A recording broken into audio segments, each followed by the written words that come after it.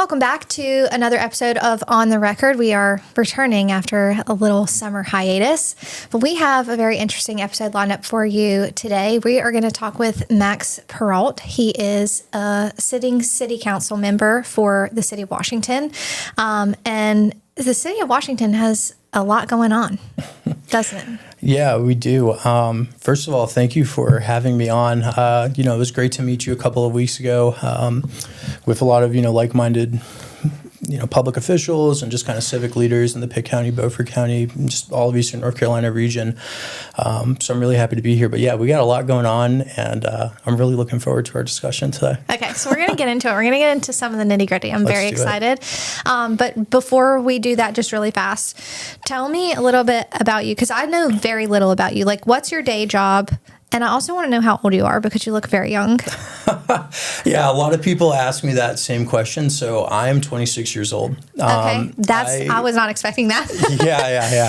I was 25 when I was running my campaign, and I turned 26 towards the end of it. So I am the youngest person ever elected for the Washington City Council, but sadly that was overshadowed because of stuff that we got going on. It's a cool thing to be proud of and excited about, kind of how Greenville is able to get, young college students involved too, just to have representation for that crowd. But, to answer your other question, so I used to work in sales, doing cybersecurity sales to the U.S. government, both on the federal side of the house, think Department of Commerce, Department of State, and then also on the military side or Department of War side. So I covered every branch of the military, intel community, everything on the Pacific, Northwest, all over the world, basically. And that was a really great experience, just to kind of learn how government operates and, what goes into things like RFP processes, understanding, how to get money moved, how to get projects funded, who to work with, who to identify as, leaders in government. And then once, things kind of really took off with Washington and, some things going on in my personal life, I decided to leave that just because I wasn't really getting the fulfillment that I was looking for anymore. So I went back to an old career that I used to have. I used to work with Wilson County EMS. So I worked on an ambulance alongside paramedics. I'm in school to be a paramedic, not yet, working on it. So I work with Beaufort County EMS right now. Okay, cool. Yep. That is kind of interesting to hear.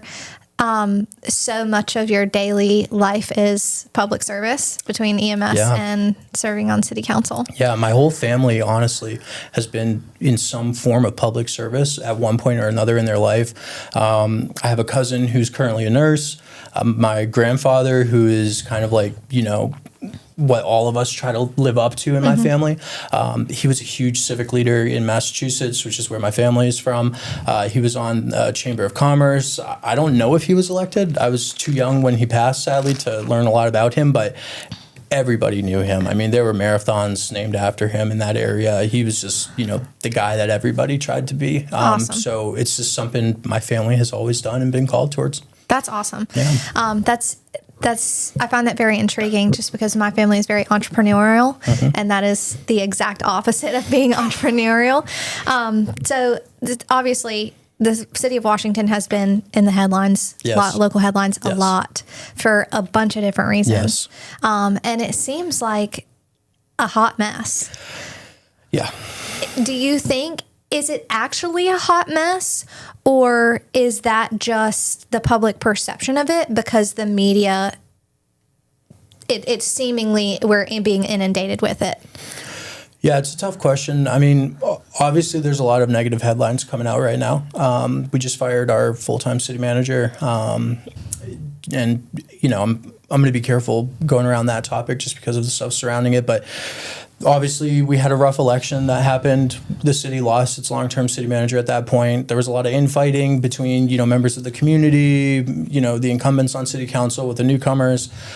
We have 2 council members that are currently being investigated by the city for ordinance violations. One of them has a federal lawsuit against the city. It's a bit of a mess when you look at it like that, but also, when I'm downtown and I'm talking with business owners and I'm talking with tourists that come and visit us on the weekends or on the really nice summer days, they don't know about any of that. They see Washington as a beautiful, kind of small, quiet coastal community or intercoastal community, depending on who you ask. And there's also some good news coming out of Washington. We have a lot of stuff going on our airport with our industrial park. We're doing a lot with, the second phase of our streetscape project. We're working on our new strategic plan right now. But sadly, these big headlines, federal lawsuits, firing the city manager, privacy fence gate, all these things, they're the things that get the attention. So it really just depends on how you look at it. But inside the government, a bit of a mess. Okay. The actual city and the daily life, there hasn't been much change. Okay. We're going to kind of go line by line on some of the things that you talked about. So in the most recent election, which was November of last year, you guys have 5 council seats. Correct. And 4 of the 5 were turned with... 3 of the 5 were turned. 3 of the 5? 3 of the 5 plus the mayor. So there were 4 total changes, only 3 on council. Okay. Yeah. Okay. But nevertheless, you have essentially a brand new entity and governing body with all people that have, except for one, but you have majority new faces. New government. Yeah. Why do you think that is? Why all of a sudden did the city of Washington just clearly collectively decide that everybody on city council beforehand must have sucked? Yeah, that's... I think it was pretty clear. I mean, we had a 7-year reevaluation come through, which that's a whole separate topic of conversation. I mean, the fact that it only happens every 7 years. And there was when you're talking about the reevaluation, you're talking about for tax property value? taxes. Yep. Okay.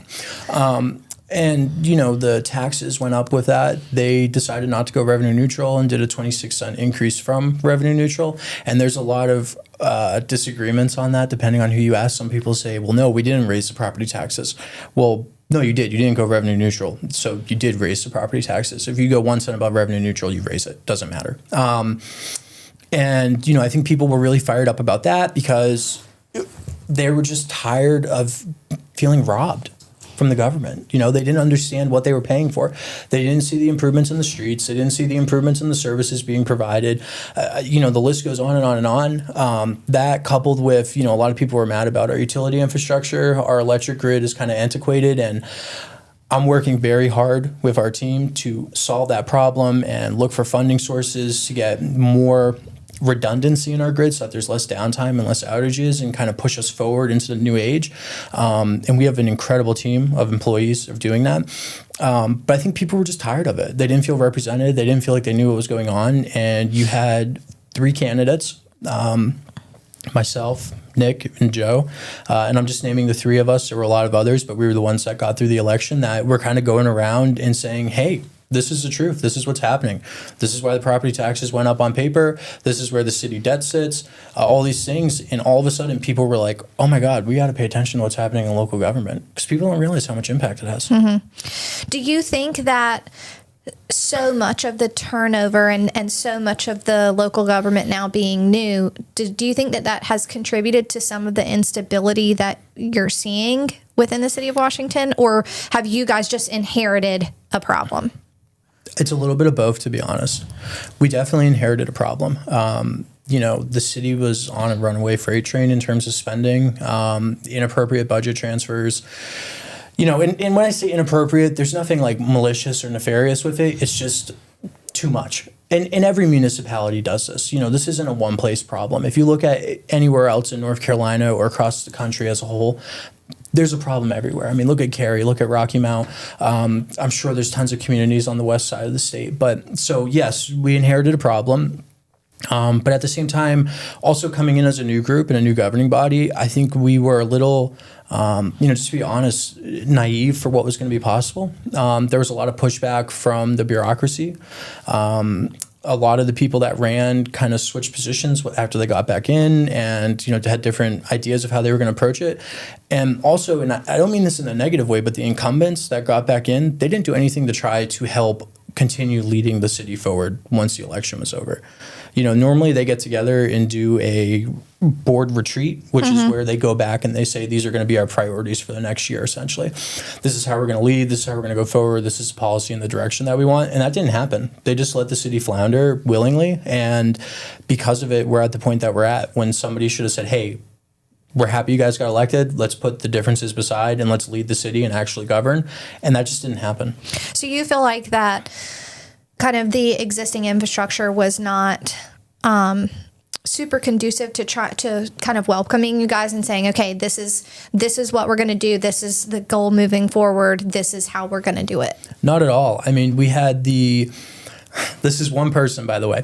We had the public safety director, deputy city manager, and police chief quit, resign, retire, whatever you want to say, skip and leave town immediately after the election happened.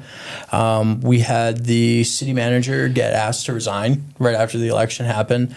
And there were multiple other positions that decided to up and leave. And then people just basically turned their backs and weren't willing to work as a team to get stuff done. And I get it. Elections happen. Hurtful things are said. I ran a pretty positive, forward-looking campaign where I didn't attack anybody personally because that's just not who I try to be as a person morally.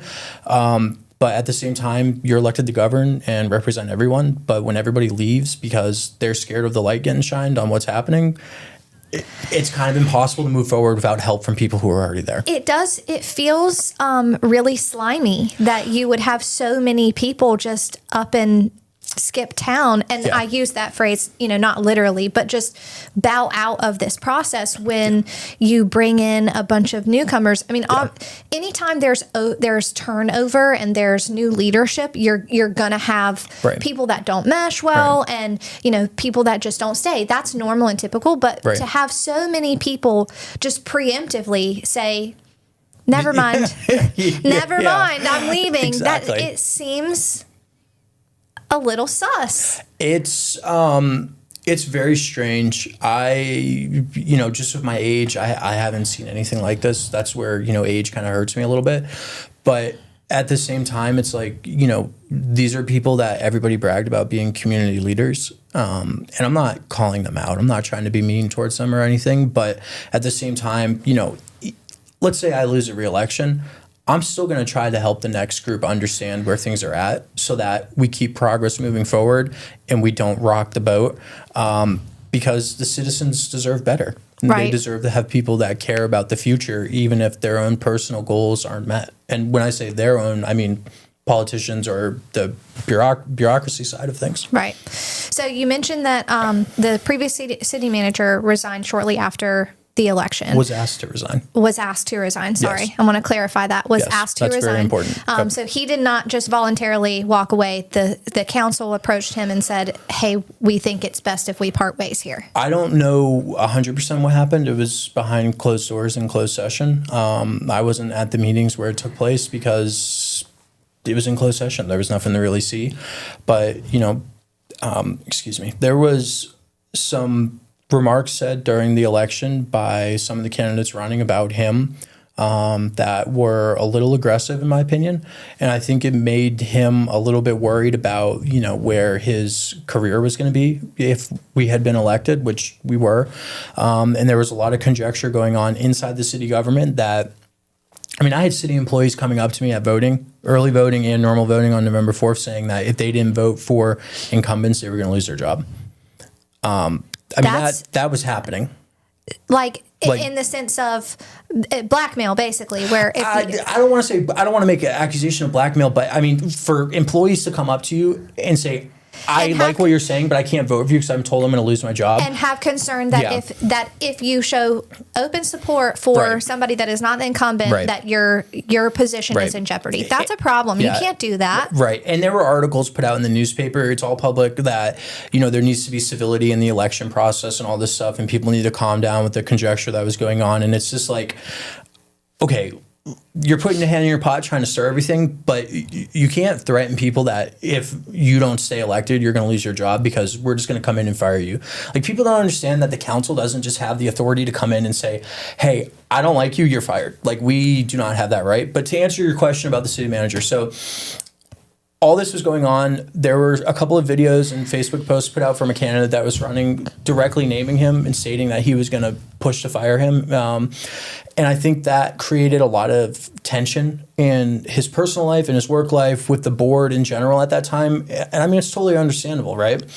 I personally never got the chance to really get to know him or work with him, so I don't know much about him. I respect him as a man and as somebody who's willing to put themselves in front of the public eye to work. I mean, it's hard. It is. It's hard. I think people really underestimate how difficult it can be, even just locally. Yes. To say I'm willing to let the spotlight shine on me Yes. and to stand under the microscope Yes. because I believe in something Yes. bigger than myself. But he ultimately was asked by council to resign. I know that was what happened, and it's widely known. There's not really a secret about it.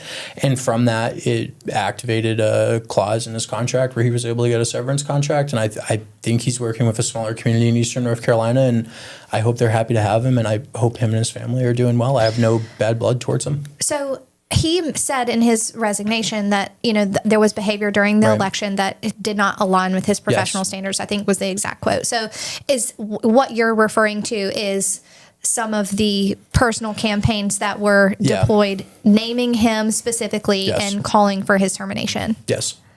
Yes. Yeah. There were videos put up from the voting time period basically saying there's one person to blame for what's happening in Washington. It is you.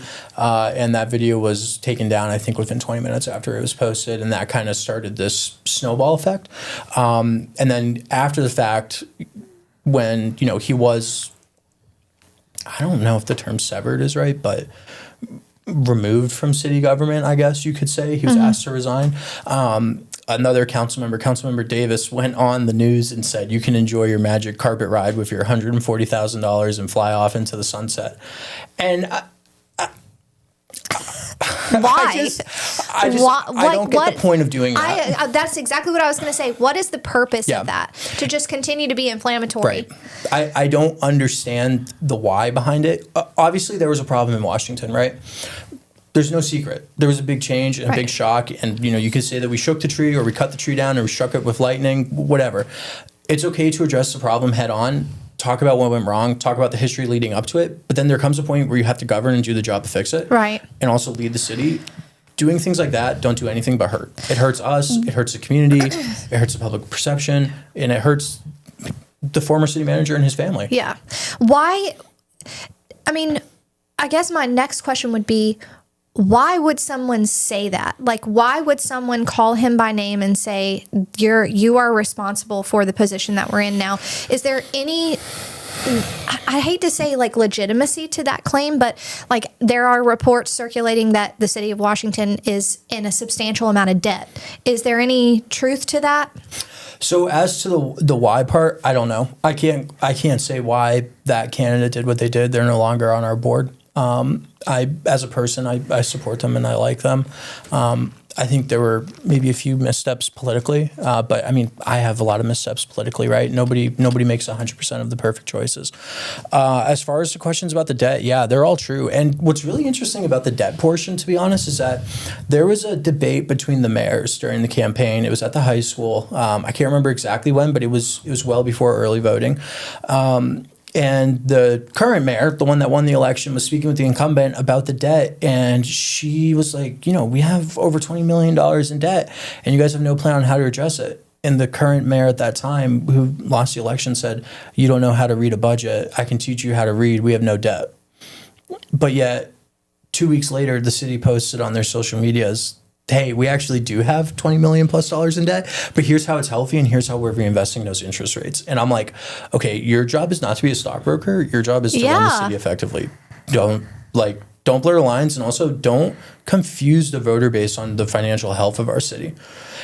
And I think what you just said is really important, because so much of what happens within local government and just in government in general, I think a lot of people are very intimidated by it because they don't deal with it on a day to day, and they don't have a good solid understanding of, okay, what is normal, what is appropriate, what does this process look like?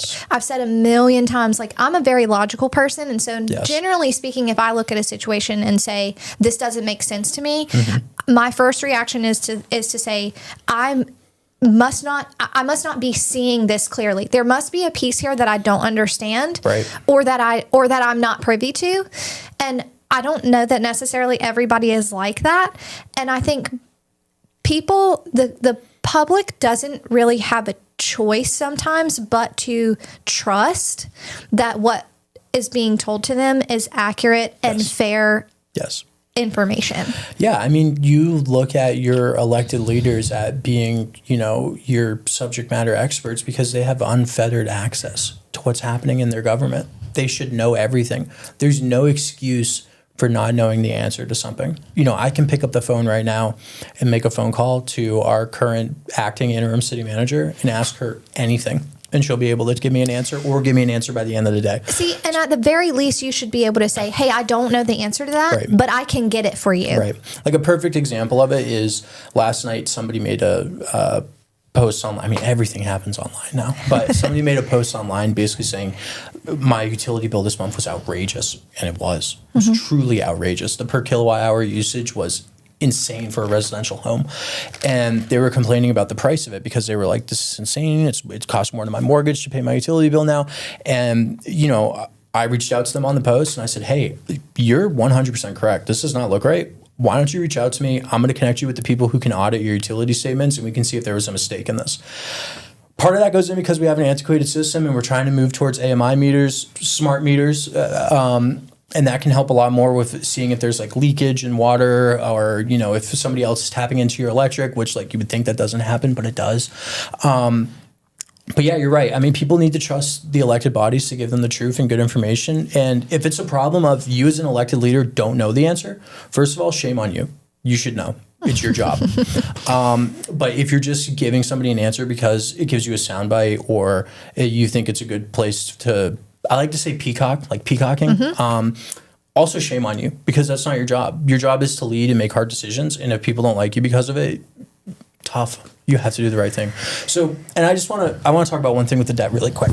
So when we got in, we were around $22 million or so. Right now. How does a city of 10,000 people accumulate $22 million of debt? I have no idea. There was a former council member. His name was Doug Mercer. He tried to institute I think it was voted through actually, but a pay-as-you-go policy, right? That way we weren't running away on debt.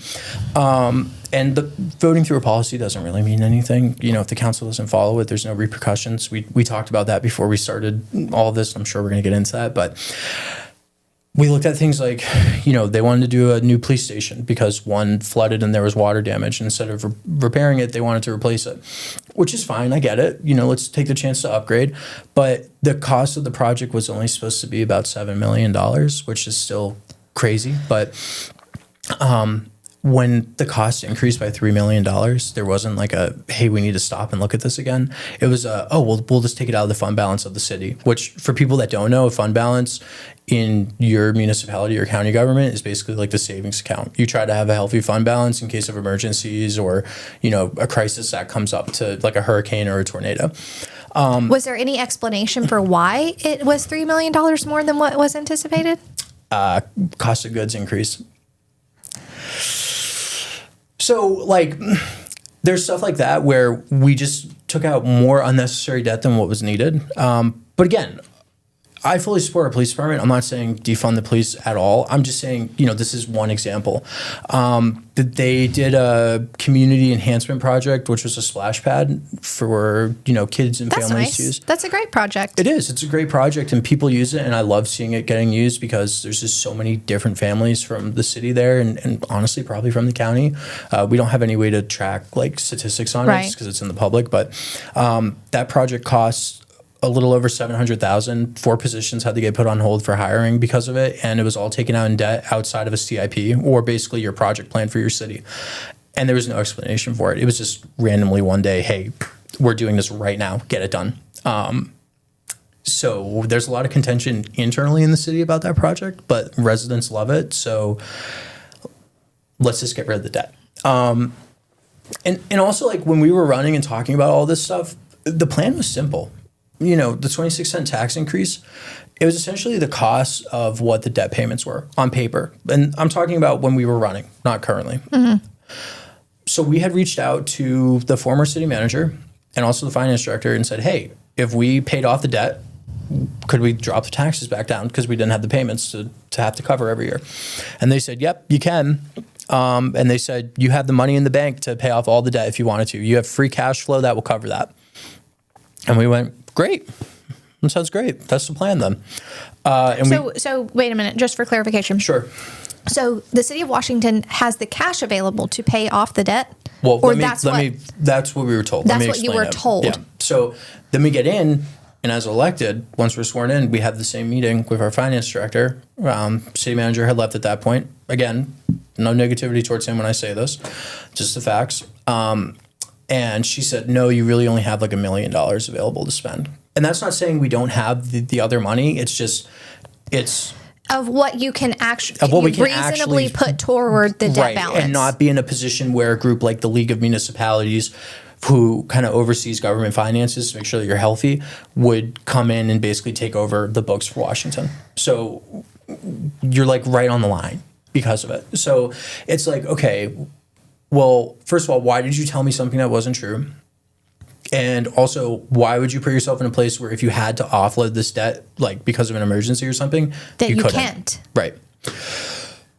So we've done things to remedy that. You know, we increased our fund balance policy. So now there's more money getting put into our savings account. So the city has a very healthy net financial position in that terms, but in debt, it's not. So, and I'm rambling here, but it's important because it's really complicated. Right. And people have a lot of questions about it. So currently on the budget, there's over $35 million of debt. And that's, you know, debt that was started by the last council that we didn't really have a choice about canceling. It was like to upgrade our water treatment plant for sewer, wastewater, and drinking water. And sorry, for clarification. Go ahead. So when you were elected last November, the debt was $22 million. On the budget book for the previous year, it was. On the current budget book that we were operating in when we were elected, which was started by the previous council, it had increased to over 35. So over the course of 12 months, basically, your debt increased by how much? $13 million? A lot. But it's important to understand, though, and I'm going to say this, and when people watch this from Washington, they're going to say that I'm going back on stuff. The debt that was started was for things like the smart meters.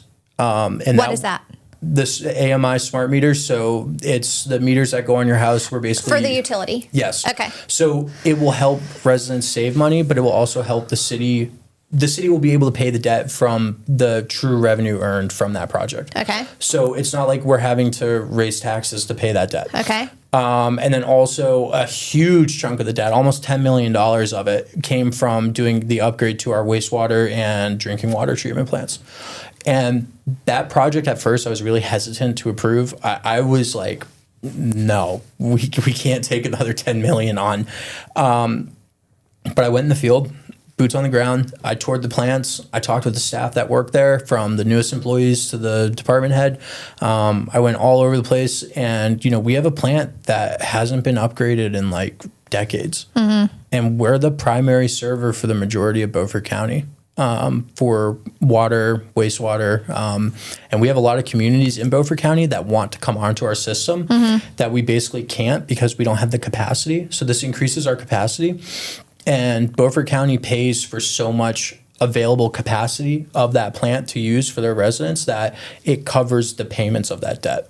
Okay. So it is a financially sound decision to make. So, and I think this is part of, I think, sometimes where people get lost or confused, because like there's good debt, right? Right. Where we're taking on debt, yes, in an effort to make more money. Yes. And then there's bad debt where we're taking on debt for something that generates us no additional revenue. Right. And so it sounds like long term, those smart meter investments and the wastewater treatment and water treatment upgrades are good debt if you can classify it as that, because 100%. the revenue generated from those investments will offset the initial 100%. the initial cost of the debt, and then eventually generate more revenue.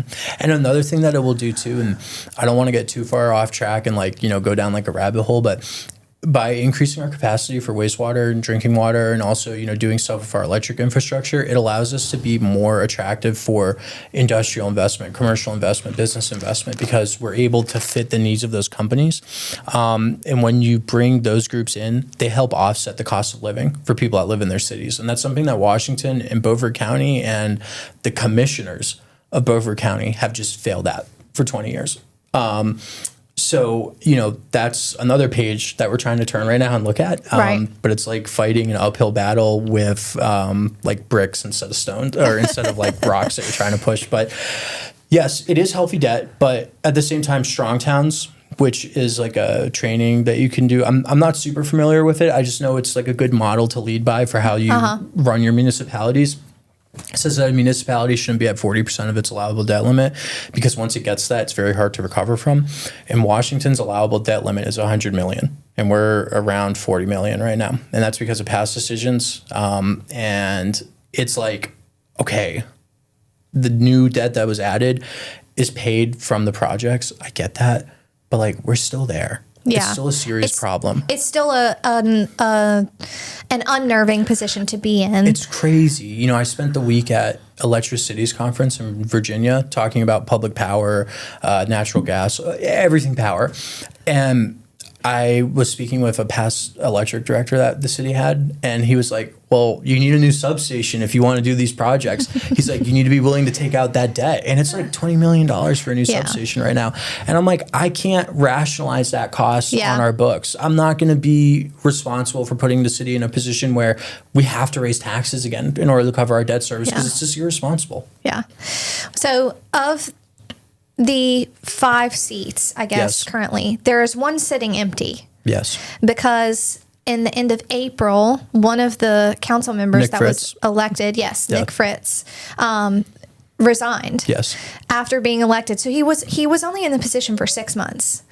Yes. And he released a relatively lengthy statement on Facebook when he resigned, that I'm not going to read, but I will link it in the video. So if you want to go and actually read the statement.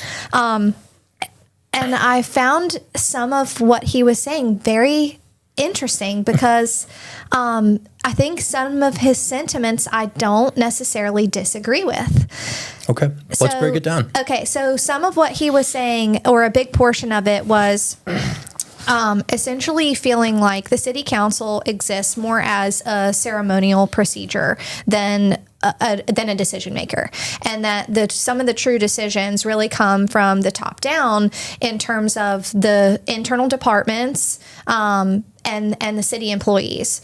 Do you feel like that there's any sentiment, any truth to that? Because I just, in my limited experience with the way that these operating bodies behave, or governing bodies, I should say, behave, there is a lot of truth to that. A lot of planning and zoning, city council, they are relatively ceremonial. They kind of have to follow these very clear guidelines. And a lot of times it's a situation where if you meet the guideline, the city council or planning and zoning has to say yes. And if you don't meet the guideline, they can't say yes. It's not a situation of, city council is absorbing this information and then making a logical decision.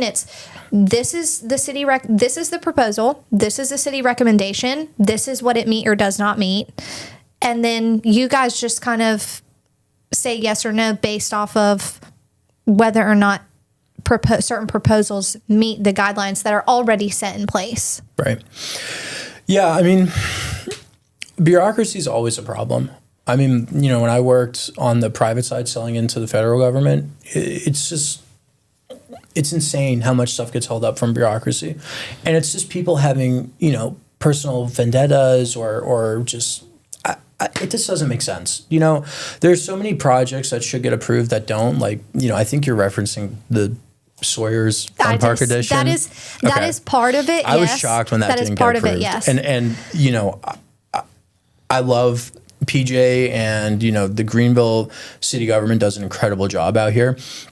It's no slight to them at all, but I was like, wow. I was like, that's crazy. So I get what you're saying, but yeah, I mean, the bureaucracy is insane, and I don't think it's the fault. Like, we have incredible employees that love our city and care about our city, and I don't think any of it's purposeful.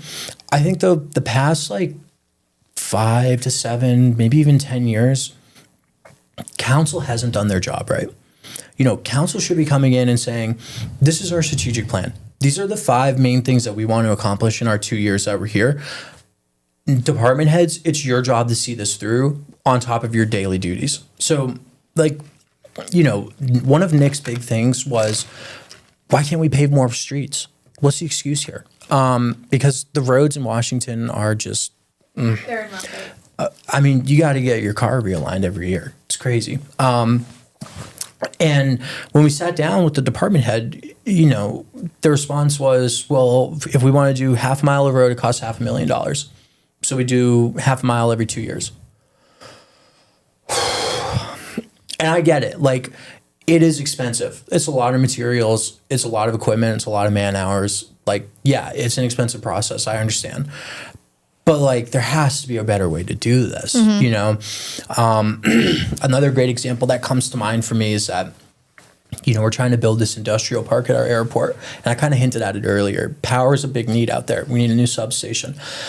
And when we were coming in the office, we were talking with some of the department heads, and some of the people at the electric department about it. And when I first asked, how is this possible to get done in 2 years? This is unacceptable that nobody's thought about this yet. And we've gotten $33 million from the state for this project, but nobody's thought about the fact that we don't have the power capacity to fill it. So you have a proposal for an industrial park at the airport in Washington, but you do not have the electrical capacity to actually accommodate the project? We have the electrical capacity to accommodate it, but if a big manufacturer were to come in there and they were to say, we need 5 megawatts of power, we couldn't do it without having another substation. We can take on industry if they want to come in right now, but to be comfortable and to not stress the grid, we need another substation. And also to add more homes. There's a developer that wants to put 400 homes in Washington.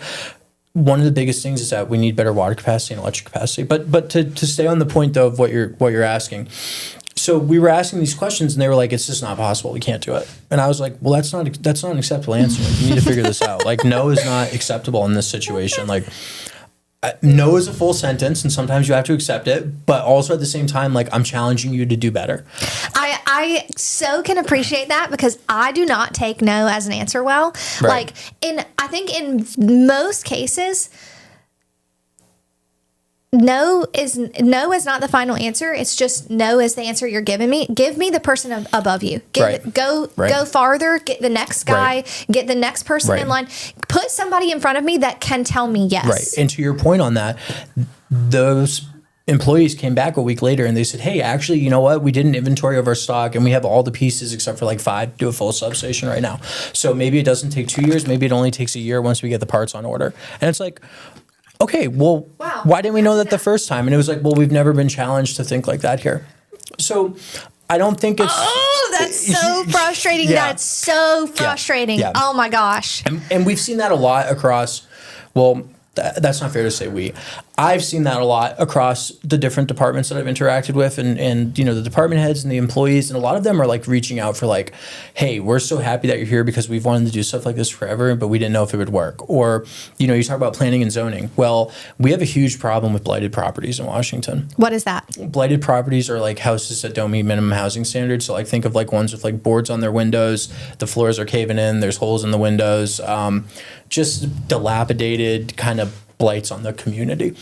And a lot of it's owned by Section 8, just slum lords, or, just there's a big problem in Washington with family trusts. 6 people own 1 house. It's impossible to get anything done with it because of it. Okay. So I met a lot with our planning and zoning people and with our floodplain manager and our code enforcement people. And I was like, why? What's been taking so long to get this done? It was a huge complaint during the election. You know, I walked around the entire city. I knocked on almost 2,000 doors. I talked to a ton of people. The houses are bad and people complain about it. They don't want to live next to it. And they were like, well, the previous city council and you know, the management direction was not to go after these homes and don't do demo because it gets, you know, bad reputations and people get angry about it.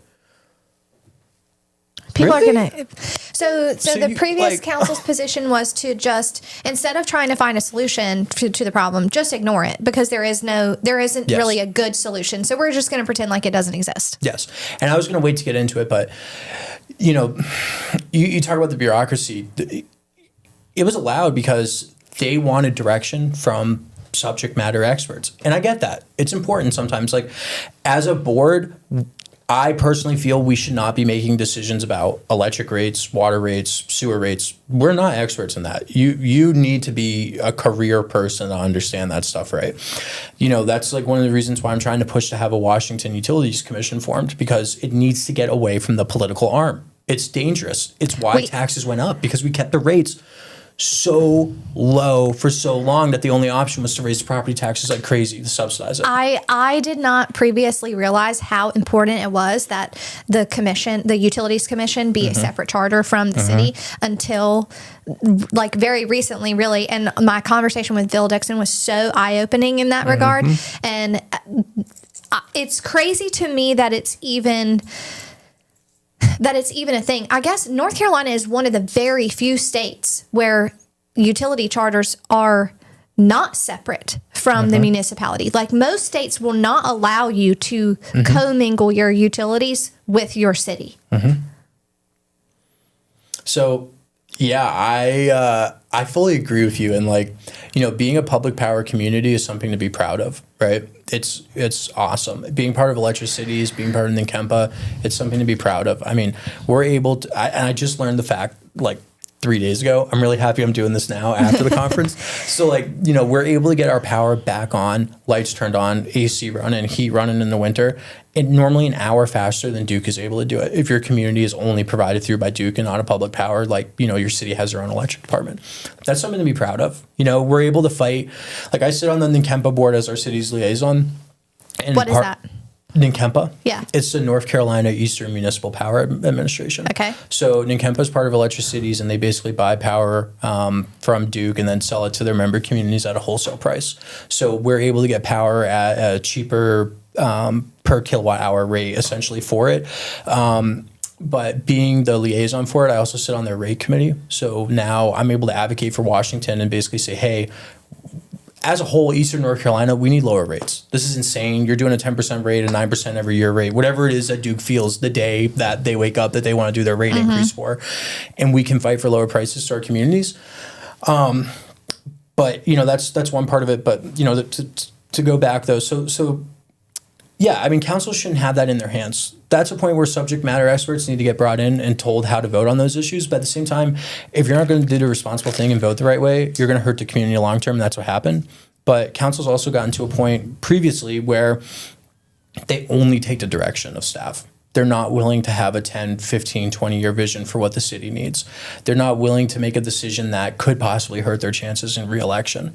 The amount of times I've heard elected officials talk about, well, this could hurt my reelection chances, drives me up the wall, because you're there to lead.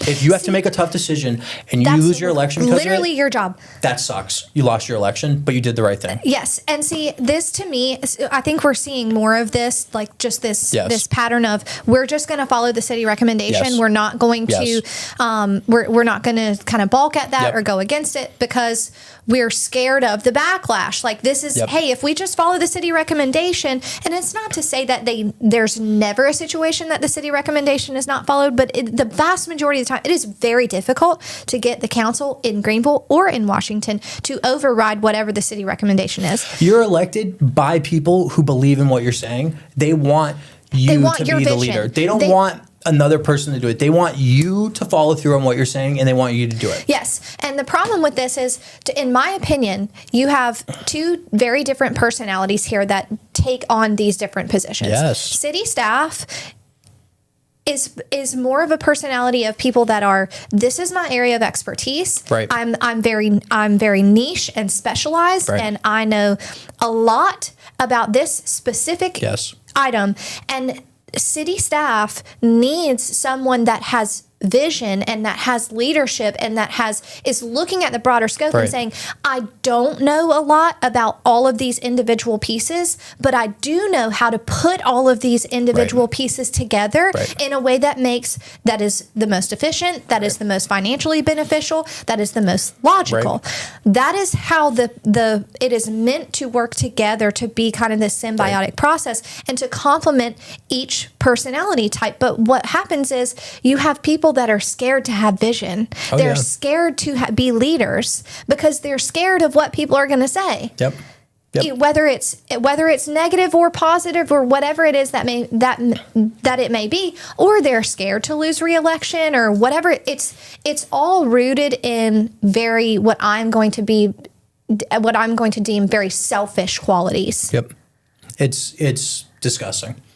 And again, people who are willing to work in public administration or municipalities, like, you got to give them a little bit of a round of applause. Like, planning staff, they get beat up. Board of adjustment meetings, planning meetings, finance directors, they get beat up by elected officials. Like, our public work directors, they get killed by residents when they're mad about their rates. It is hard work and it is service, know, and I have full respect for it. But as an elected official, you have to come in and you cannot be afraid to challenge the status quo and cause some drama, because if you don't, and you don't challenge your community to be better and grow better, nothing will happen. So to Nick's point, yes, part of it's correct, but you have to look at it the right way. It's not just the bureaucracy is full force, beating us down, killing us every single day. It was allowed to because the direction was, we want your direction. We don't know what to do. We don't want to set a strategic plan that's too crazy because we don't want to upset people. No, I want to do that. I want to get in there and say, let's rip down the old building that's falling apart downtown. Let's put in a full-blown night market. Let's figure out a way to do public bonds and get a bond rating, which the city and the county hasn't done in decades, by the way, which is basically a credit score. Okay. So that way we can upgrade our utility infrastructure so that we can have more reliable power. Let's figure out a way to put these generators that just sit around not doing anything, waiting to get repaired at our substations, so we can cut down on peak load costs first of all, to the city, so that power is cheaper to provide, but also then to the residents so that we can give money back, or instead of giving money back, we can fix the roads more than once every 2 years. Like, challenge the status quo as an elected leader, do the right thing, work with the bureaucracy to get stuff done, because when you challenge people to be better, most of the time they become better. One more thing in regards to Nick, do what? Hit me with it. In regard to Nick leaving so abruptly. Yes. Do you think it feels a little discouraging that here you have somebody that's been elected to this position that so quickly is like, you know what? This is such a shit show that I'm just like, I feel so hopeless and so just beat up by this process that I'm just going to put my hands in the air and walk away. And do you think that that's concerning? I'm speaking in reference specifically to the city of Washington and kind of the state of affairs, but also just in general, like, to me, that's concerning. Yeah. Nick, I have never met somebody that thinks the way that he does about stuff. It's just different. It's refreshing. He's a self-made person, and he has worked to get to the point that where he's at in his life. But after he got elected, people didn't like that he was willing to speak against it. And they didn't like that he was willing to have, brave ideas. And, like, I'll admit, and I love Nick, some of his ideas were stupid. He had an idea to put firefighters in a minivan to go help EMS crews. That's pretty stupid. But for the most part, he had some really brave ideas that people had never talked about in the city of Washington or Beaufort County. But the response from the community was so aggressive. I would go and I would eat at his restaurant with my fiance, or even with him, just to talk about what needed to get done that week in the city. And you would see people, like, being mean to his servers, being mean to him, people were going after his wife. People were going after his kids when they were in their yard playing. Like, they would stop and like be like, your dad's a horrible person, blah, blah, blah, blah. There was an incident where somebody, I guess, tried to break into their house while his wife was like, you know, in their bedroom, and like just like all these things were happening. And like, I am very deeply upset that he left, because I feel like I lost a person that, you know, I trusted and I could rely on to support, you know, my crazy ideas. But I understand why, because there comes a point where you have to say, I have to put my family first. I have to protect my family. And it's just disgusting. I mean, people tried to boycott his business. They're not boycotting his business. They're boycotting the 15-year-olds that work there in high school to try to make money.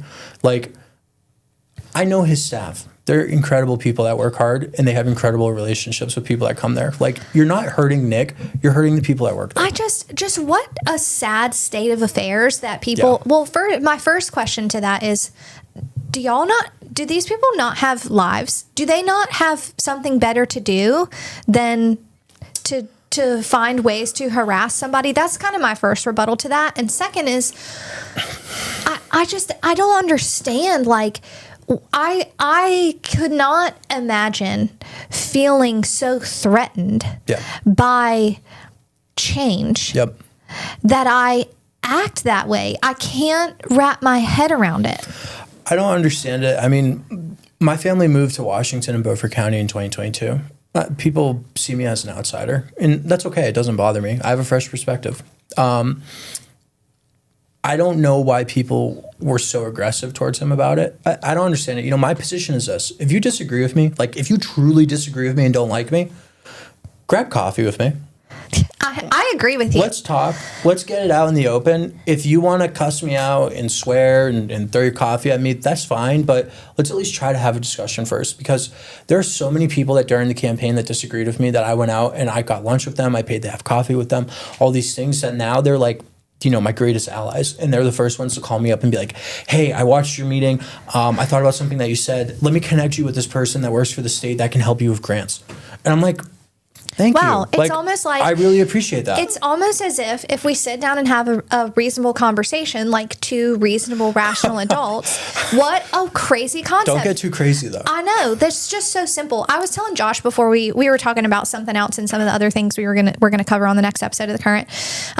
So much of our societal problem is the root cause of it is just people's complete ignorance to communication and how to talk to each other, and their just complete lack of communication skills. So much of it can just be, well, look at people, so like much heartache and chaos can be saved if you just chill out and have a reasonable conversation with people. Yeah. Okay. Speaking of challenging the status quo, because people hate when you challenge the status quo. They do not like it, dude. They want to be left alone to do the same stuff that they did yesterday, and they're going to do it again today and do it again tomorrow. They do not like it. However, y'all have had some what I'm going to be like way crazy status quo challenges made by Joe Davis, and things being in the headlines about some social issues and him trying to declare the city of Washington a sanctuary for the unborn, and the invocation in the prayer issue. What was the other one? The nuclear family month. And I just am confused by what he's trying to accomplish by pushing those things. You seem equally as confused. I have no idea. I couldn't tell you. No, Joe is. I don't know. I mean, Joe is interesting. When we ran, you know, I supported him as a candidate when we ran together. Well, I mean, we were on a ticket that we ran on together that was being pushed. I was on 2 tickets. I was on one from a group, the conservative PAC in the area, and then I was also on one that was sponsored by the GOP. Me and Nick were on both of them. Joe was on one of them. We had a lot of the same ideas. about how to approach government, how to deal with this tax issue, how to deal with, the streets, how to deal with the electric issues, how to improve the rec department, how to do all these different things. And then like something happened between the point from being elected and governing where like everything just like, I don't really know what happened. Like somebody got in his ear, I guess, and situationally happened or like with him personally? I don't know, because everything changed. It was like not having the same person like around anymore, and like it was just interesting. Like, you talk about these issues like the nuclear family, the unborn sanctuary city, and then there was a third one. I can't remember. The invocation, the prayer issue. The prayer issue. It's like I go back to the peacocking thing. If it's important to you and you're a very religious person, that's great. I respect it. Faith is important, but like, when you put it on the news and you peacock like that and you attack somebody for it, are you doing it because you really care about it, or are you doing it because you want your name in the news? It feels, and I'm not saying that this is what it is, I'm just telling you my perspective, is that it feels very performative. It is performative. I mean, look, everybody in that council chamber, the second they see a news camera, they sit up and they start talking louder. It's ridiculous. It makes me roll my eyes. It drives me insane. I mean, if you watch our council meetings, I think I keep the back of my head to the camera. Like, that's how little I could care about being on the cameras. I'm sitting here saying that, right? But the other stuff, like the nuclear family month, I personally disagree with that. I come from a divorced household, single parent. I think I did pretty good. Yeah. I think a lot of people do pretty good, and I think a lot of people struggle, and I think it's just not our job as city council to dictate that. I just don't. I don't get why. Like, there's no benefit to this. Yeah. It does nothing other than just for 1 month we're going to say nuclear families are great. No, it divides. That's all it does. You know what? You're not wrong. Yeah. You're not wrong. And I'm just going to be clear. I feel that way about social issues on both sides of the aisle. I personally do not understand what it accomplishes. This stemmed from the mayor signing a proclamation basically acknowledging Pride Month, which, again, I don't care. Do whatever you want. It's not my job. But then he went on the attack after her for it. He went on the news going after her, saying that it was a abomination for Washington to support Pride. Like, if that's your personal feelings, I get it, but don't hurt the city by saying that, because companies, when they're looking at places to locate to, they look at stuff like that. Is our company going to be welcome there? Are our employees going to be welcome there? Again, like, this is a nonpartisan position. You need to focus on progressing Washington and supporting Washington. If it's partisan, you're going to get a completely different max.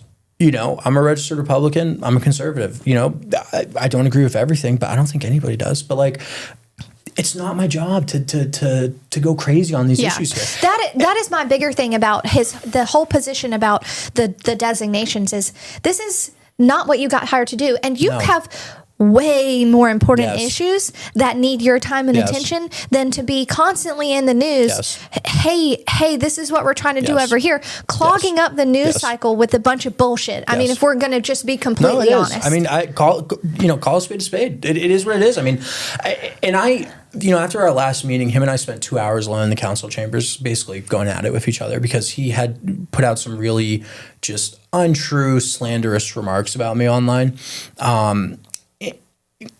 It's just, and I just told him, I was like, Joe, if you don't respect me and you don't like me, it's fine.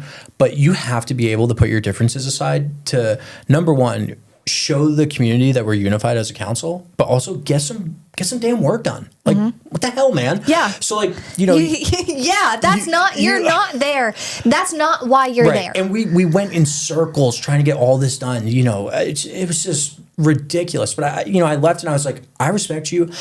I appreciate the fact that you're an elected official. People support you. I was like, show them that they were right to support you.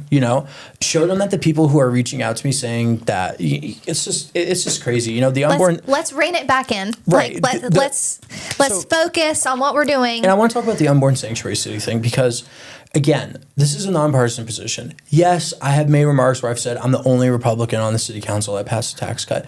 Yeah, I'm going to take a victory lap. Like, sorry, but like the unborn sanctuary city thing. first of all, he took it from a partisan position, but also there is no ordinance, city code, state statute, He has anything no like legal that. standing at all to even propose that. Right. There's nothing that allows a city or county government to. Well, I think there might be some counties that can do it, but for the majority, there's nothing that allows us to impose policy overseeing any of those issues at all. It's a state and federal level issue. And it's like that for a reason. There's court cases around that stuff.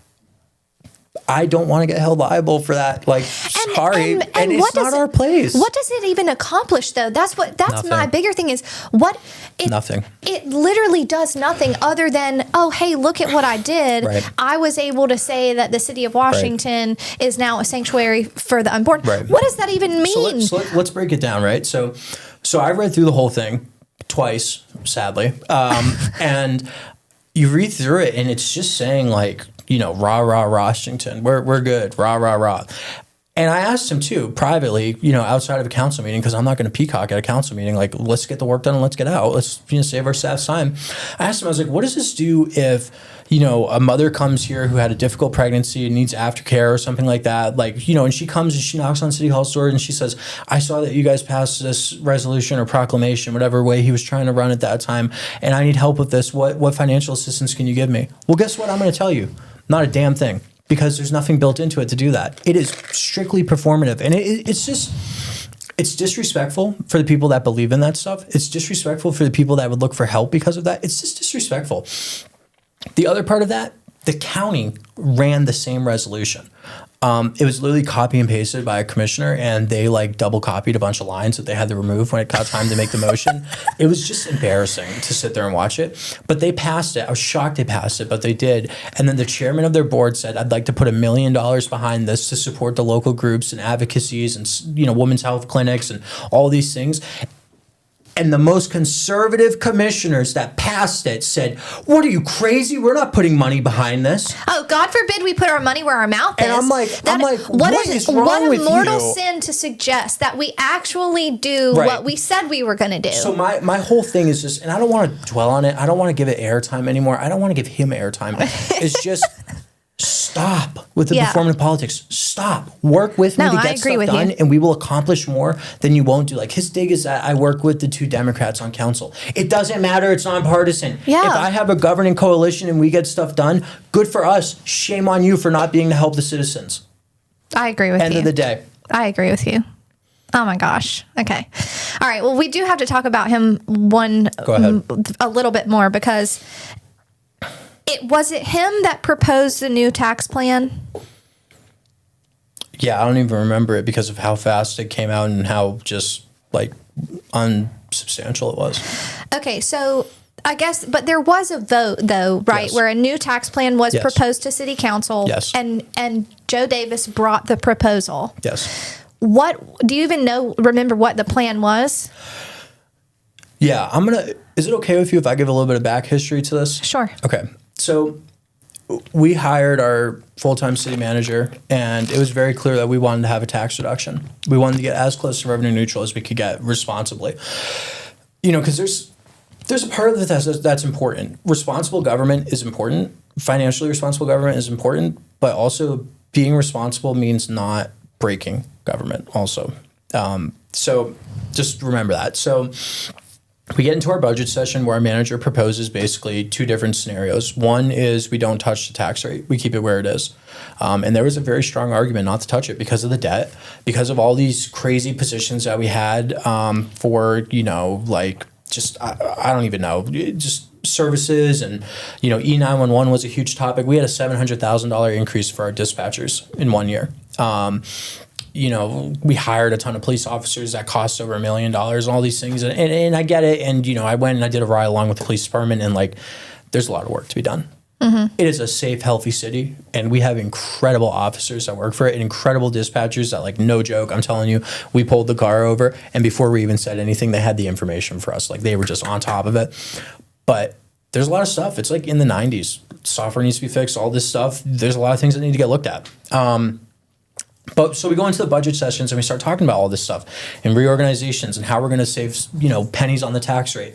And it's important to understand. So 1 penny on your tax rate, because your tax rate is assessed in percentage of a dollar amount most of the time, for the city of Washington came out to $160,000.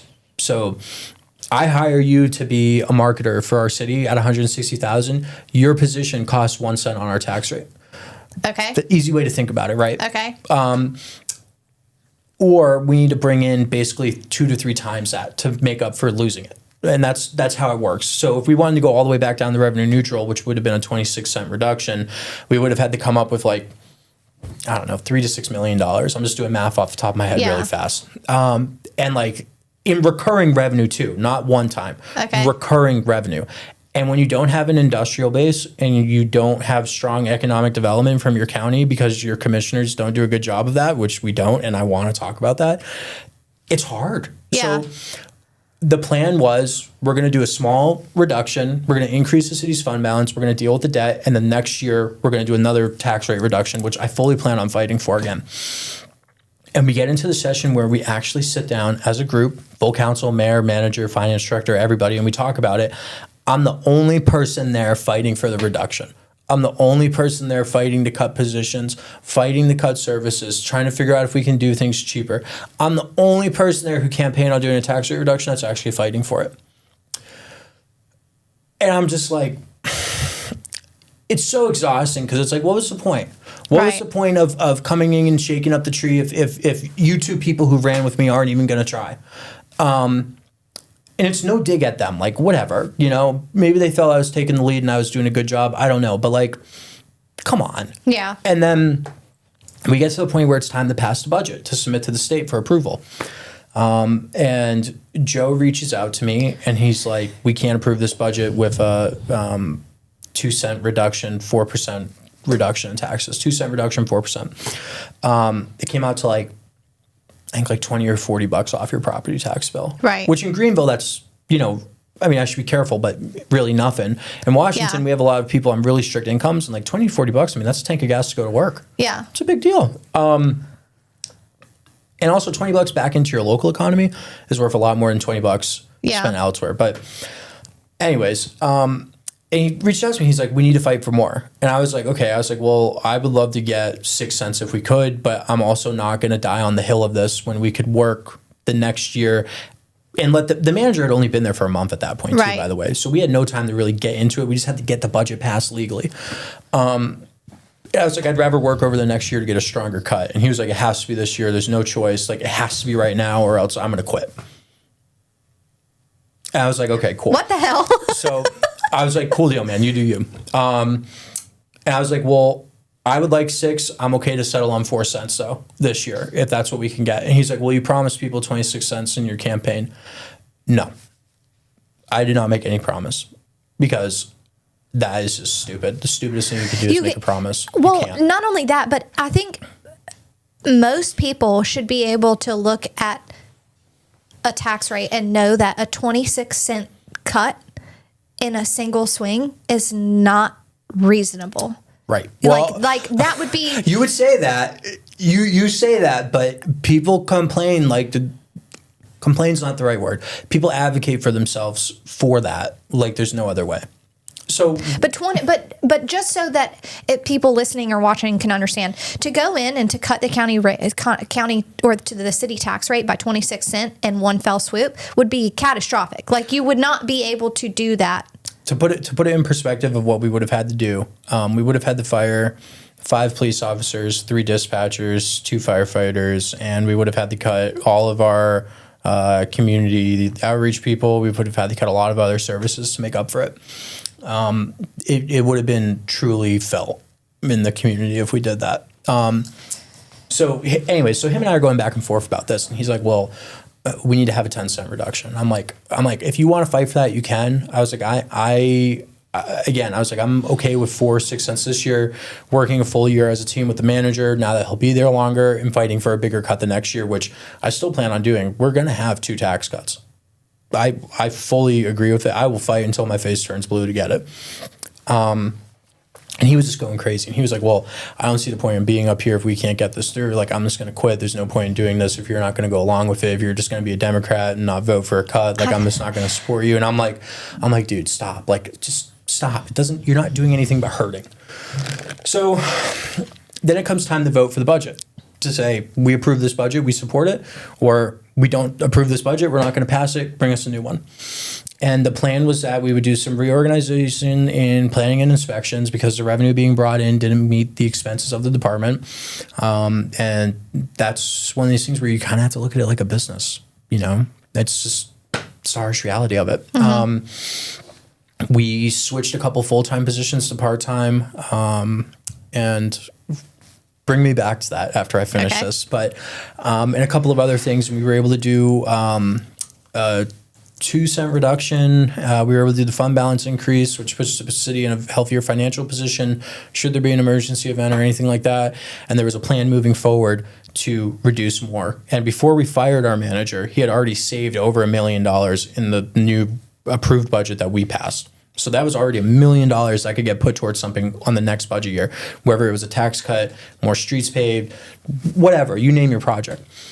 And all of a sudden, I started getting messages from people saying, like, why is Joe texting me? And I'm like, what are you talking about? He does this thing where he sends out these like blast messages to everybody in the community, just unasked for harassment. And he said, pass the Davis tax cut plan, 70-cent reduction. So he just completely went rogue and was like, oh, actually, I'm proposing a tax cut plan, 70-cent reduction. He wanted 70%, I'm sorry. 70%. He wanted to bring the tax rate down to 11 cents.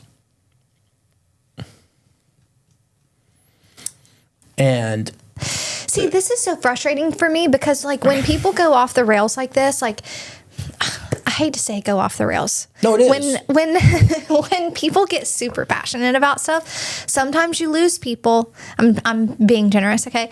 Sometimes you lose people. Like there is a way to tactfully whistleblow, for lack of a better word, or to tactfully say, hey, this is not what it seems to be, and this is what's happening behind closed doors. But that is a very, very thin line to walk, because it doesn't take much for public perception of you to be that you're off the rails, and for people to just write off. Now everything that you have to say is discredited because you're doing too much. Well, and also, he put together this like calculator where you could go in and see what your taxes would look like under his current proposed plan. So he gave people this false idea that their tax rate could go from, like, let's say you pay $1,000 in property taxes every year down to $100. It's not reasonable. And the way that we would have done it was we would have removed like 6 city departments, like just fully eliminated them. We would have gotten rid of health care for our employees. Essentially, they would have had to pay 100% out of pocket. Like all these just crazy overreach and overstepping things where as a council, it's just not our authority. We don't mess in that realm of personnel for a reason. It protects us and it protects them. And it's just irresponsible. At the end of the day, it's just irresponsible. One of the questions I asked him in open session when he was putting this forward was, what does this do to the city's bond rating? Are we able to pay our debts with your current proposed plan? What does this do to our new general fund? What does this do to our fire, police, and EMS? And he could not answer those questions. Again, I'm a conservative. I believe in being a good steward of public funds and other people's money. I left a day early from a conference because they were going to pay for me to be there an extra night that I didn't have to be there. Well, no, I'm just going to give the money back to the city. That's a reckless use of funds. You not knowing what you're going to do to the city, like, you could bankrupt us doing that. And that does hurt people. Look at Rocky Mountain. They're having to pay more prices in electric rates now because of what they did to that city. That is what would have happened in Washington. The league would have came in, the state auditor would have came in, they would have said, what the hell is wrong with you? And then they would have imposed the deficit of it on the taxpayers. That's how they get the debt limits for cities, They figure out what is the maximum amount of debt you can take out for the highest tax rate you can get to pay that back as quick as possible. That's how they figure out what cities can afford to borrow. So it's just negligent. It's financially negligent. And I tried explaining it, and it was just, you're a Democrat. You don't support the tax cut. You don't support our people. You lied in your campaign. No. I'm responsible. I'm not an idiot. Like, we're not going to pass an undue burden on our citizens because of a reckless decision that we make. Like, look at what we were able to do. We went, it's nonpartisan, but it's important to point out, we went bipartisan and passed a reduction, year-over-year reduction. We did not go revenue neutral. So technically it was still an increase, but a year-over-year reduction in the rate. Right. We're working backwards towards it. That's something to be proud of doing. I mean, that's hard. You see Greenville City Council, it's hard for people to agree. Like, it took everything in the kitchen sink to get that done. And Nick quit right in the middle of it, and we still did it. So. Ouch. Well, you answered kind of my next question, which was why is the property tax rate not revenue neutral? But it sounds like that you're at least, if it's not, if it doesn't ever get back to revenue neutral, you're moving in that direction to reduce it. Or is the goal to eventually get back to revenue neutral? I don't know. You're putting me on the spot here. I don't know if we're ever going to be able to get back to revenue neutral. And I think it's because of the debt and the reckless spending that's happened in Washington.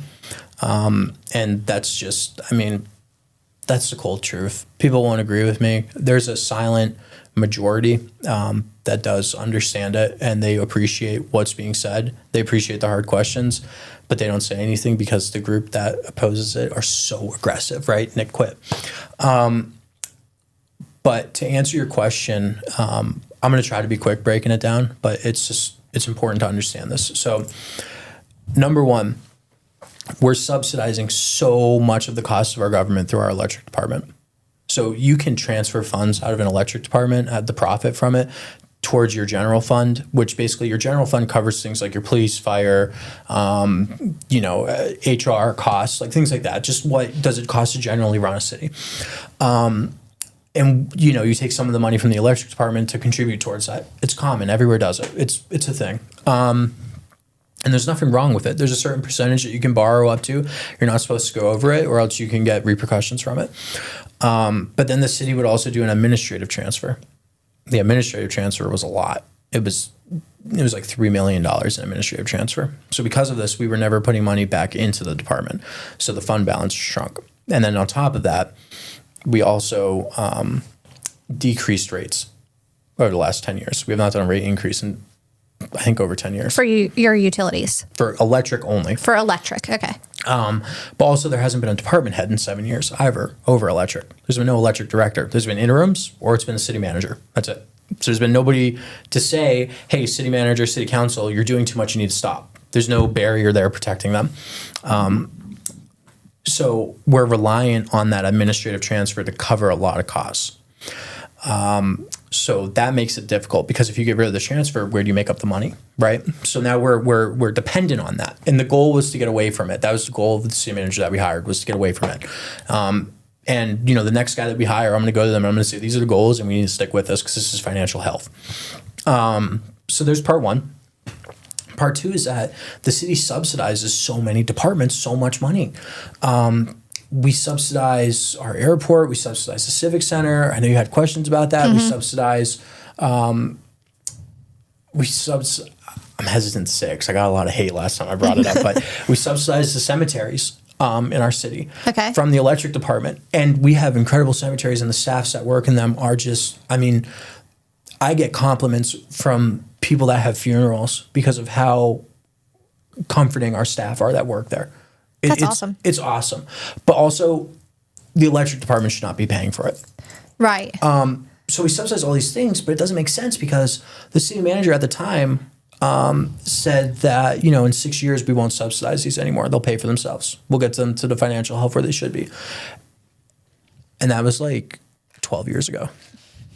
So, so we subsidize too much. So there's that. Also, we talked about it a little bit earlier, the lack of economic development in Beaufort County and Washington. It's just, the county elections are coming up, and everybody in Beaufort County needs to pay attention to what the commissioners have not done in 20 years that are up for election. Like, I'm sorry, but you did not do anything to protect the citizens of Beaufort County. You have not empowered your economic developer to work for them, to bring money in to help offset costs. We're having a great conversation, so I'll just let it fly. But when we first got elected, there was a company that's in Beaufort County that does aviation, high grade material manufacturing. Mm-hmm. Great group. They do a lot with the government and the military. It's a U.S. company. It's something to be proud of having in Beaufort County, right? So the airport industrial park, they had interest in moving to if the timing lined up right. And I was like, well, that's great. I was like, let me go talk to the county and see, if maybe we can do some incentives for you or something to have you move, into the city. And the county was like, no, they're already here. We don't want it. They can stay where they're at. And I'm like, what? And then, I talked to the county manager about it, and he's like, yeah, we want manufacturing jobs and we want heavy industrial, but we don't want humans to come with it because we don't want the increased infrastructure costs of bringing, people here. And I'm like, you can't have both. I'm like, come on, man. I'm like, what are you talking about? But they get their direction from the commissioners. So it's look at a place like Wilson. Wilson's county government and their city government came together and they said, here's our 20-year plan. Right. We're going to make this work. And they have the baseball team. They have a great pharmaceutical industry there now. They have an incredible, thriving downtown district. I've spent time with their city manager. I've spent time with just all over the place. It's an incredible place now. Greenville's on the path to the same thing now. Mm-hmm. You have to work together to make it successful. And it just drives me crazy because you need your industrial base to offset cost of living. Right. And I'm not saying Mondami said, we're going to charge all these crazy companies insane property taxes and you drive them all out. That's not what I'm saying, but they need to be there because they pay more. Right. And they help you lower the property taxes and keep it low. And if you don't do that, guess what? It's going to get a lot more expensive over time because the cost is going to keep going up. Yeah. When neighborhoods get built, it's going to keep going up. So it's such a complex spider web of issues that we're dealing with when it comes to the property tax rate that there's not one thing you can put your finger on for the why. I mean, there was reckless spending and hiring and all these things. And the city and the county government are the top payers for jobs in Beaufort County. Mm-hmm. And you could point at that, but it's not fair. You need to look at the elected officials and you need to say, why aren't you prioritizing growth? And not don't bring 100,000 people, But why aren't we trying to capture 1,000? Or I'm sorry, why aren't we trying to capture 1% of Greenville's growth every year? Yeah. Reasonable. Put a limit on it. You don't want to go over 5,000? Stop at 5,000. People all the time that are talking about relocating to Pitt County will consider Washington for a myriad of reasons. There's no homes. There's no homes. Yeah. And it just drives me crazy because it's this is a beautiful area and they're incredible people in Beaufort County. They'll give you the shirt off their back to help you. But your governments aren't working for you and the people that are trying to are getting chastised for it. Yeah. So did I answer your question? Yes. No, I know it was kind of That's okay. No, I think we're having a good conversation. The last 2 points that I want to hit on, and we'll take our time moving through them, are the Civic Center. I want you to kind of tell me about what's going on with that because I know that's been in the headlines recently. And then I also want to talk about your airport. That was not on my list of questions that I gave you, but I have some questions. So explain to me, just kind of in layman's terms, as concisely as you can, because I know you said it was kind of long-winded. What is the situation with the Civic Center? Who owns the Civic Center right now? Yeah, the Civic Center is actually a really quick conversation. Okay. So the city owns the Civic Center, and the city has owned the Civic Center. Okay. The TDA, Tourism Development Authority, which is a state charter thing. I think just about everywhere has them. I'm sure Greenville has their own TDA. Mm-hmm. Wilson has an awesome TDA. All these groups, they have a contract with this. Had a contract with the city where they basically did the day-to-day management of it. They had employees that were. It's a little complicated. They answered to the TDA, but they were employed by the city. So a little strange there. But they would do the bookings, they set the prices for rentals, they did the maintenance of the facility, all these things. But the city also subsidized the Civic Center over $100,000 every year. Why? Insurance, maintenance, operating fees. It's not generating enough revenue to pay for itself? If you take away the subsidy, it's break even right now. And we haven't done, I hate talking like this because I don't want to sound like the only answer is raise. But if you want to go get married at the Civic Center right now and you want to have it for a whole weekend, it's only $3,000. And that includes your tables, your chairs, people to help set up and tear down. Yeah. I'm trying to plan a wedding and the cheapest that we've been able to get is $30,000.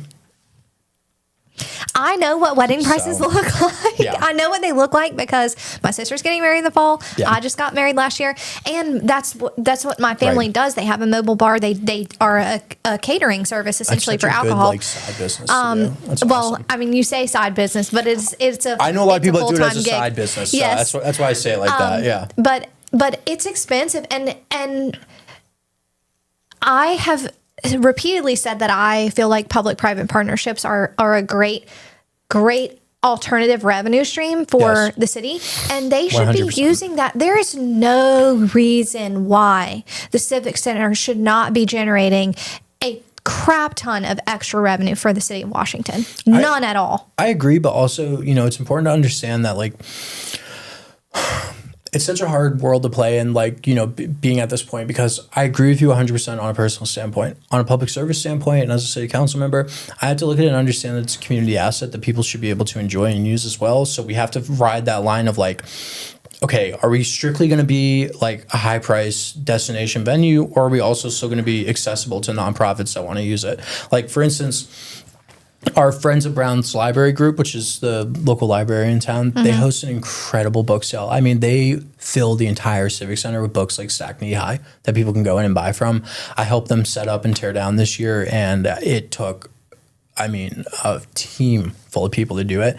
And, like, I want them to be able to still go in there and pay for it and do that. So, like, you get what I'm saying? It's kind of a tough line to ride, but also you have to be competitive on your rates as well. But it's complicated too, because the Civic Center, where it's located, it's your entrance in the downtown. So a lot of the groups that go and have weddings there or corporate events or whatever it may be, they start there, but then they end in, the boutiques, or they go to the bars, or they go to the downtown area, or wherever it may be, and they keep spending money and putting it back into the local economy, which is good, like we're talking about. Excuse me. But yes, it should be generating more than it does. Its cost recovery ratio is horrible. It should be more in the 60 to 70% ratio. And that subsidy, we need to have a plan to get rid of it.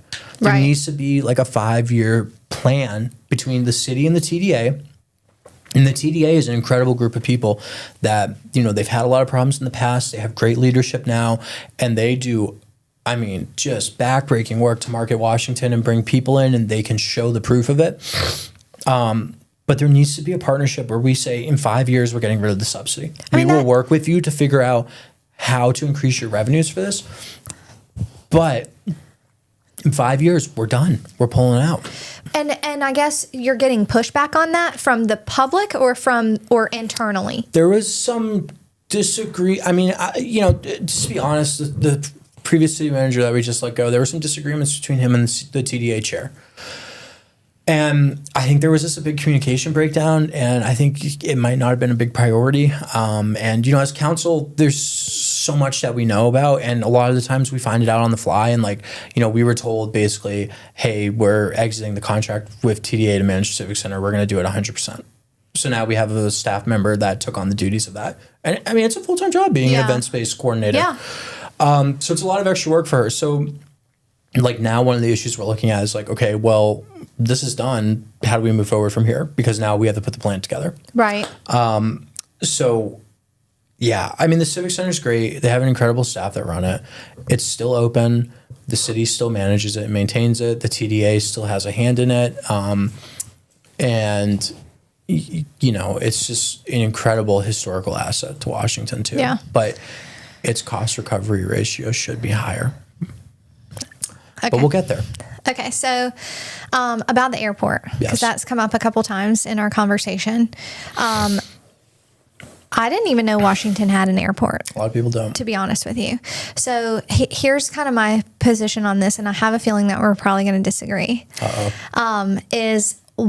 Do you think that it would be better served for Pitt and Beaufort County to partner on getting PGV to have more flights and more resources than it would be to try to establish a better airport in Beaufort County that's going to compete with Pitt County?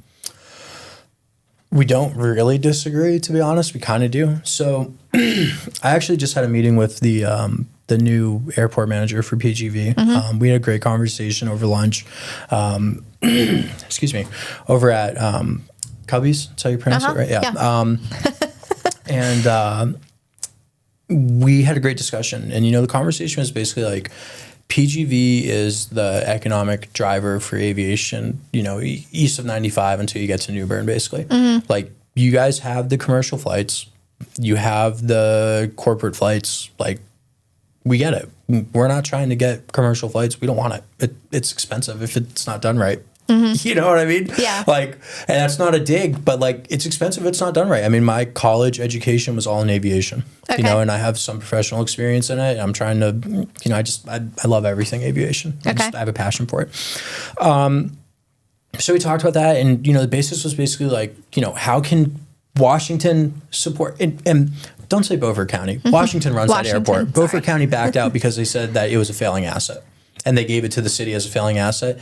And we've done an incredible job to get it to the point where it's not. And it is something that the government, the military, and the private sector use to do testing for their systems, for their, just drones, for new aircraft. It is not a failing asset. They made a bad call, and they turned their back on the county when they did that. Okay. So back to the main point, though. I said, how can Washington support PGV for their commercial growth and their corporate growth? And how can you work with us to say, unmanned aviation is a huge push in the state and the federal government right now. Huge push. What kind of aviation? Sorry. Unmanned. So unmanned. Okay. So drones. I hate to say the word drone because it's not drones. It's electric aircraft. It's autonomous aircraft. Some of it's drones. Like, it's not, drone is not a good all-encompassing word yet. And I don't know what the other word is. Okay.